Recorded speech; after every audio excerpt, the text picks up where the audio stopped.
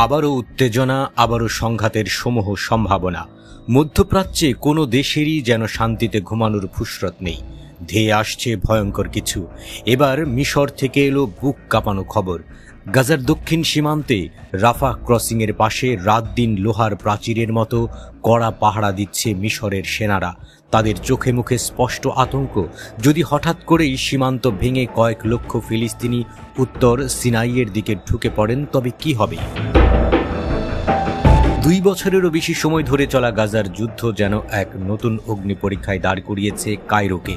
যুদ্ধের শুরু থেকেই মিশর স্পষ্ট জানিয়ে দিয়েছিল গাজার 23 লাখ মানুষের স্থানচ্যুতি তারা কোনোভাবেই মেনে নেবে না। কিন্তু ইসরায়েলি সেনাদের সাম্প্রতিক স্থল ও আকাশ অভিযান নতুন করে ভাবাচ্ছে। ইতোমধ্যেই 4 লক্ষ মানুষকে গাজা সিটির ঘরবাড়ি ছেড়ে দক্ষিণের দিকে ঠেলে দিয়েছে। এই দক্ষিণই তো মিশরের সীমান্ত ঘেঁষে। তাই কায়রো এখন অস্থির অপেক্ষায়, যদি হঠাৎ করেই লাখো মানুষ নিরাপত্তার খোঁজে সীমান্ত পেরিয়ে আসে। এই আতঙ্ক কেবল জনসংখ্যার চাপ নয়, বরং জাতীয় নিরাপত্তার হুমকি হিসেবেই দেখছে মিশর। আল আরাবি আল জাদিদ পত্রিকাকে দেওয়া সরকারি সূত্রের বক্তব্য আরও আশঙ্কাজনক। তাদের ভাষায় সবকিছু যেন সাজানো চিত্রনাট্য, যেখানে ফিলিস্তিনিদের গাজার ভেতর থেকে জোর করে সীমানার দিকে ঠেলে দেওয়া হচ্ছে। পরিকল্পনাটা নাকি এমনভাবে করা হয়েছে যেন একদিন হাজার হাজার মানুষ বোমার ভয় থেকে সাগর পাড়ি দিয়ে মাত্র 100-150 মিটার সাঁতরে মিশরে ঢুকে পড়ে। তখন বিশ্ব দরবারে ছবিটা দাঁড়াবে, মিশর মানবিকতার দরজা বন্ধ করে রেখেছে আর আসল অপরাধী ইসরায়েল দায়মুক্ত। কিন্তু বাস্তবতাটা মিশরের কাছে অনেক বেশি জটিল। President Abdel Fattah al CC আগেই বলে দিয়েছেন তাঁর দেশ কোনোভাবেই ফিলিস্তিনি গণপলায়নের দরজা খুলে দেবে না।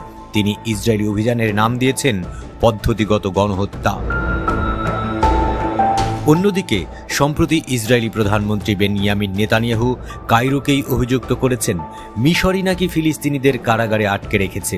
এই পারস্পরিক অভিযোগের সম্পর্ক আরও তিক্ত হলেও 1979 সালের শান্তি চুক্তির পর গড়ে ওঠা নিরাপত্তা প্রোটোকল মিশর এখনও ভাঙেনি। তবে পরিস্থিতি শুধু মিশরের জন্যই নয়, সমগ্র অঞ্চলের জন্য ভয়াবহ সংকেত বয়ে আনছে। জর্ডান ইতিমধ্যেই ঘোষণা করেছে ফিলিস্তিনিদের জোর করে তাদের ভূমি থেকে সরানো হলে সেটি হবে যুদ্ধ ঘোষণা।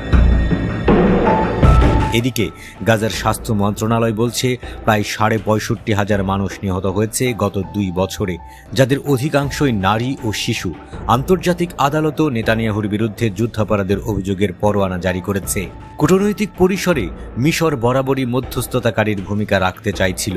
কাতার ও যুক্তরাষ্ট্রের সঙ্গে একযোগে কায়রো চেষ্টা করেছে শান্তি চুক্তি এবং যুদ্ধবিরতির, কিন্তু ওয়াশিংটন আর তেল আবিব এখন মিশরকে দূরে রাখতে চাইছে আলোচনার টেবিল থেকে।